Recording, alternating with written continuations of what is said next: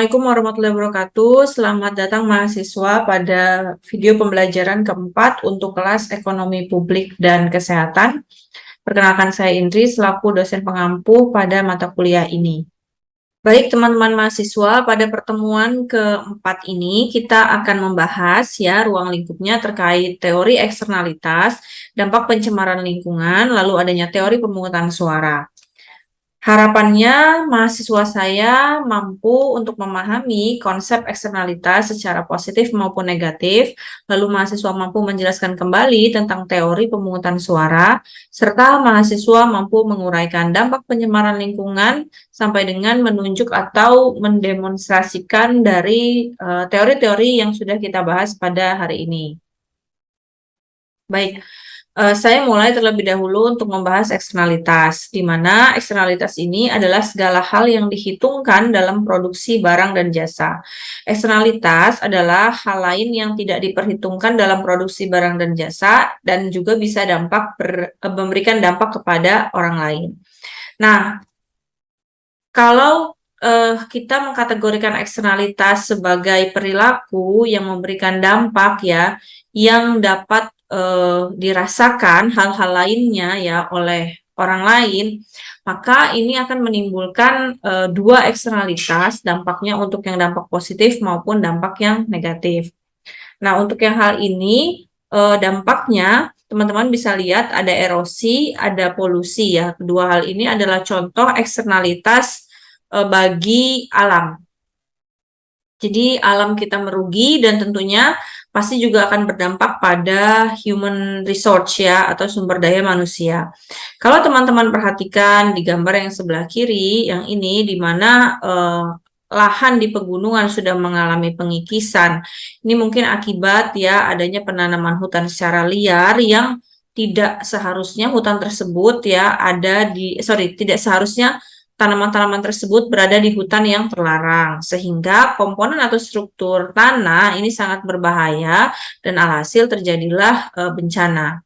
Nah, berikutnya adanya polusi ya, teman-teman bisa lihat di sini bahwa pabrik-pabrik yang selama ini memberikan nilai sumbangsi lebih untuk perekonomian, pertumbuhan perekonomian, peningkatan PDRB dari sektor industri, namun sayangnya juga memberikan dampak negatif seperti halnya pencemaran lingkungan. Nah, pencemaran lingkungan ini berarti bisa merusak udara bersih ya yang kita hirup dan kemudian nanti akan berdampak menimbulkan penyakit. Begitu juga jika sumber daya ikan ya di sungai, danau, dan laut ini terlalu banyak dieksploitasi, diambil, maka ini akan terjadi overfishing. Nah, overfishing ini memiliki biaya tingkat sosial yang tinggi, di mana ketika terlalu banyak ikan-ikan di lautan yang diambil, bahkan sampai dengan benihnya ya juga ikut serta diambil, maka ini akan berdampak kita akan kekurangan sumber daya alam ya ke depannya dalam hal perikanan. Nah, sehingga seringkali kita kategorikan timbullah perilaku-perilaku free rider ketika teman-teman ya di minggu kemarin kita belajar tentang ekonomi publik terkait barang publik dan barang swasta, ada istilah free rider. Di sini free rider adalah penumpang-penumpang gelap yang memang mereka menggunakan barang publik tanpa harus melakukan payment atas action yang sudah dia lakukan atau apa yang sudah dia dapatkan.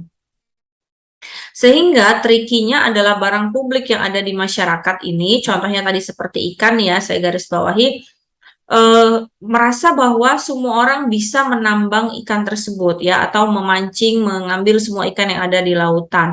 Nah, sehingga yang harusnya dengan izin mengambilnya, namun ada beberapa orang yang tidak dengan izin mengambil dalam jumlah yang banyak atau mungkin ikan-ikan yang sangat langka yang harusnya masih kita biarkan hidup ya di biota laut. Ini mereka seenak-enaknya mengambil sumber daya tersebut dan hal ini menyebabkan kecenderungan kurangnya rangsangan untuk memberikan kontribusi terhadap penyediaan atau pengelolaan sumber daya. Jadi setelah diambil tidak bertanggung jawab untuk membayar biayanya dan kemudian dia juga tidak mau melakukan pelestariannya. Nah, ini tadi yang saya sampaikan, dampaknya ada dua ya, dampak positif dan dampak negatif. Yang di awal tadi kita sudah jelaskan tentang dampak-dampak negatifnya. Nah, kalau dia dampaknya negatif, berarti biaya kos dari perusahaan itu jauh lebih tinggi dari biaya produksi sebagaimana mestinya. Yang harusnya dia harus membayar anggaplah 100 juta mampu untuk memproduksi 30 kilo ya, 30 kilo ikan, tapi karena adanya eksternalitas negatif, dia harus membiayai biaya eksternalitas tersebut dan alhasil mungkin dengan 100 juta tadi dia hanya mampu memproduksi setengahnya saja ya, 15 kilo. Nah, hal itulah yang dikategorikan sebagai biaya cost dari production yang meningkat akibat adanya eksternalitas negatif. Ini lagi ya, contoh juga sama seperti yang tadi polusi. Nah, kita berbicara tentang tipe eksternalitas, di mana tipenya itu ada eksternalitas teknologi, ada eksternalitas pecuniary. Nah, kalau dia terjadi pada eksternalitas teknologi, ini karena adanya produksi konsumsi yang bersifat teknis, sehingga eksternalitas dapat terjadi dari konsumsi ke konsumsi orang berikutnya atau konsumsi ke produksi berikutnya. Nah, ini ada percepatan karena adanya teknologi. Sifatnya positif ya berarti. Nah, kemudian eksternalitas pecuniary karena adanya perubahan harga dari beberapa input atau output sehingga aktivitas ekonomi seseorang mempengaruhi kondisi finansial yang lain. Bisa jadi ini menimbulkan dua dampak seperti dampak negatif dan juga dampak positif. Kenapa? Karena kalau dia tadi posisinya sebagai produsen, dia memproduksi masker kita bilang ya dari kerajinan tangan yang homemade, maka pasti ketika orang jualan masker dia akan menjual strap maskernya juga ya. Nah, kemudian mungkin bukan pelaku penjual A yang mampu untuk membuat strap maskernya, maka dia membantu tetangga sebelah atau mungkin lingkungan lainnya atau mungkin kerabat ya untuk bilang kamu aja gitu yang bikin strap maskernya karena saya sudah bikin masker versi yang kainnya. Nah, kemudian kalau dia sifatnya negatif, ini berarti contoh, kita berada di samping orang yang merokok, sementara kita bukanlah orang yang perokok aktif, sehingga kita terkena predikat perokok pasif. Nah, akibat kita terkena predikat perokok pasif dari asap yang kita dapatkan ya dari orang tersebut, maka mungkin kita akan merasa seperti sesak napas, orang yang asma jadi asmanya kambuh, karena berada di samping asap rokok tersebut. Alhasil kita mengeluarkan biaya finansial lainnya. Seperti apa? Seperti kita harus membayar obat-obatan dari akibat menghirup asap rokok tersebut. Nah, jenis-jenis eksternalitas ini bisa terjadi antara produsen dan produsen, bisa bersifatnya positif ya, yang tadi saya sebutkan ketika seorang menjual masker dan dia menjual strap masker, maka bisa combine untuk bekerja sama. Bundling misalnya ya untuk promotion harga, lalu produsen ke konsumen, ini biasanya di dalam jenis keuntungan, dan konsumen ke konsumen juga sama. Contoh negatifnya tadi yang rokok, atau kalau contoh positifnya bisa saja ketika ada satu konsumen membeli kipas angin, nah orang yang di sebelahnya yang nggak beli kipas angin dapat anginnya juga, nah itu berarti dapat eksternalitas yang positif. Nah, kemudian eksternalitas menurut Hedwig dan Olivier di sini dikategorikan ada yang sifatnya publik dan ada sifatnya yang private. Kalau sifatnya private lebih kepada individu atau mungkin hanya beberapa sekelompok orang saja yang merasakan. Nah, kalau yang publik terjadi pada saat barang publik dikonsumsi tanpa membayar yang tepat, seperti terjadinya erosi, banjir, polusi ya, teman-teman. Nah, ini tadi saya jelaskan tentang pollution and social optimum. Ketika terjadinya pollution berarti social cost-nya, biaya produksinya kembali tinggi. Yang harusnya dia equilibrium di titik key market ya, dia kemudian naiknya ini karena naik berkurang ya. Jadi price-nya lebih tinggi, dia meningkat, namun kuantitinya berkurang. Jadi kalau kita coba gambarkan teman-teman, akibat adanya pollution ya, ini akibat adanya pollution, sosial optimumnya kembali berkurang. Nah, ini anggaplah teman-teman kita tahu di sini titik yang P2. Yang di sini ya titiknya adalah P1. Nah, Karena adanya kenaikan harga dari P1 ke P2, ini mengakibatkan key optimumnya turun ya, bergeser juga. Yang tadinya dari key market, dia harus pindah ke key optimum. Nah, kalau misalkan dia eksternalitas yang positif, maka sebenarnya key optimum dia itu bertambah ya gitu. Karena dia mengalami pengurangan harga price dari apa yang dia lakukan. Justru di sini P1, di titik bawahnya adalah P2. Nah, key-nya jadi bertambah ya, gesernya ke kanan gitu. Karena dia mendapatkan benefit dan memberikan benefit pula untuk orang lainnya. Oke, berikutnya kita masuk kepada teori pemungutan suara ya. Pada teori pemungutan suara ini, teman-teman, eh, pemungutan suara ini merupakan alternatif dalam menentukan kesukaan dan ketidaksukaan masyarakat akan barang publik termasuk pembiayaan akan barang publik. Dan pemungutan suara ini untuk mengambil keputusan ya untuk agree or not agree dan memilih choice dari beberapa pilihan-pilihan yang sudah disediakan gitu.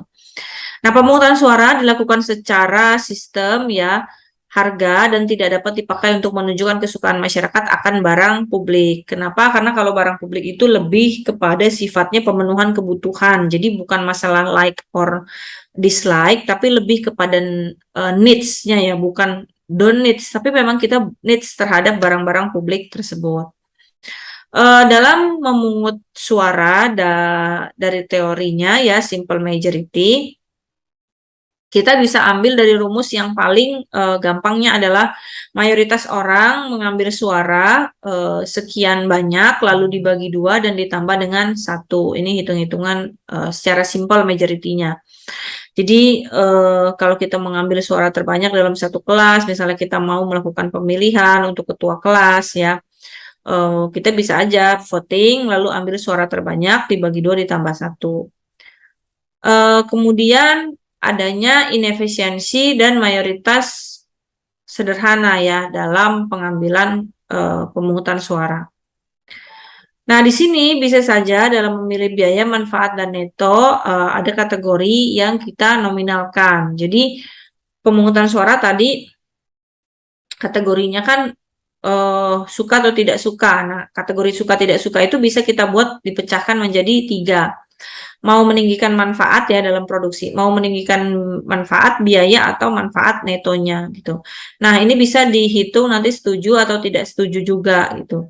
Nah, karena keputusan akhir kan si A, B, C sampai dengan Z akan memilih kalau pemanfaatannya 10, manfaatnya 15, dan lalu manfaat netonya 5, dia setuju atau tidak. Dan begitu juga orang-orang yang lainnya.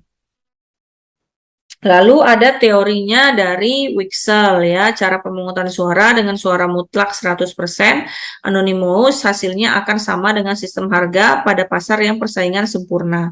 Suara mutlak 100% dapat menyamai hasil yang dicapai melalui sistem harga barang pasar, seperti halnya kita bilang aklamasi ya gitu. Jadi kalau sudah suara satu dan dia memberikan suara yang paling terbesar, maka bisa dinyatakan terpilih. Nah, teori Buchanan dan Tullock menceritakan ya bahwa terdapat hubungan searah antara efisiensi dan biaya pemungutan suara. Jadi semakin banyak suara yang akan mau kita himpun, maka harusnya biayanya semakin efisien. Semakin besar efisiensi hasil pemungutan suara atau yang hampir bulat suaranya, semakin besar pula biaya pemungutan suara tersebut. Kemudian sistem pemungutan ya, bagaimana cara kita memungut suara tersebut, bisa aklamasi, langsung menang ya, tidak ada lawan karena memang dia satu-satunya yang mau kita pilih. Lalu suara terbanyak kita bisa voting, bisa pakai majority simple majority tadi ya. Lalu bisa berdasarkan pilihan titik atau point voting, lalu bisa berdasarkan sistem pilihan berdasarkan pilihan ganda, plurality voting, dan teori perwakilan. Baik, teman-teman, ini referensi ya yang dapat teman-teman baca untuk perkuliahan TM keempat kali ini. Semoga mudah dipahami ya, dan kita harus ketahui bahwa memang tidak cukup hanya belajar dari PPT. Saya membutuhkan teman-teman semua untuk sama-sama mengulik ya bahan perkuliahan. Baik, untuk kesimpulan pada pertemuan keempat kali ini ya, dalam membahas barang publik terkait dengan dampaknya eksternalitas, teman-teman, mari kita kaji terlebih dahulu ya, bahwa yang namanya eksternalitas itu bisa memberikan dua dampak, di mana dampak yang pertama adalah dampak yang positif, lalu dampak yang kedua dia bisa memberikan dampak negatif. Apa sih dampak positifnya ya? Kalau teman-teman ingat tadi dampak positifnya dia berarti bisa memberikan multiplier effect atau dampak ganda kepada orang lain yang merasakan.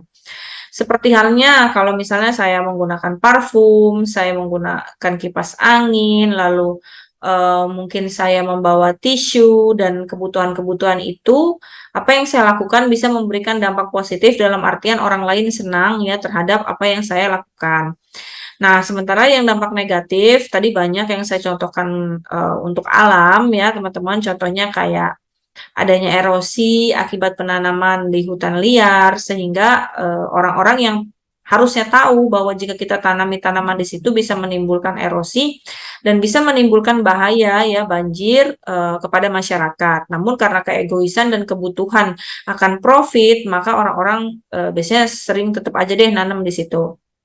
Nah, yang kemudian lagi contohnya saja tadi polusi. Nah, di mana polusi juga bisa memberikan dampak negatif ya, walaupun kita bilang kan cerobong asapnya jauh gitu, dan nggak langsung terkena ya, nggak kayak kita misalnya membakar ikan atau membakar jagung yang asapnya langsung kena di depan muka kita.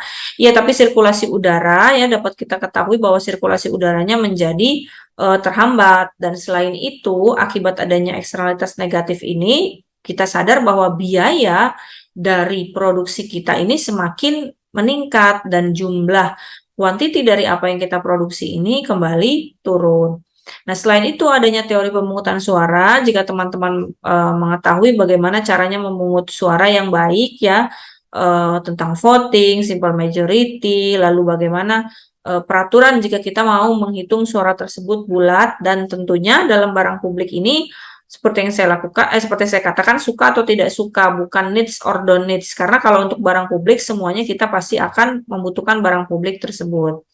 Sekian untuk penyampaian kesimpulan serta pembelajaran materi pada pertemuan keempat untuk kelas ekonomi publik dan kesehatan ini. Semoga dapat mudah dimengerti. Sampai berjumpa di kelas. Wassalamualaikum warahmatullahi wabarakatuh.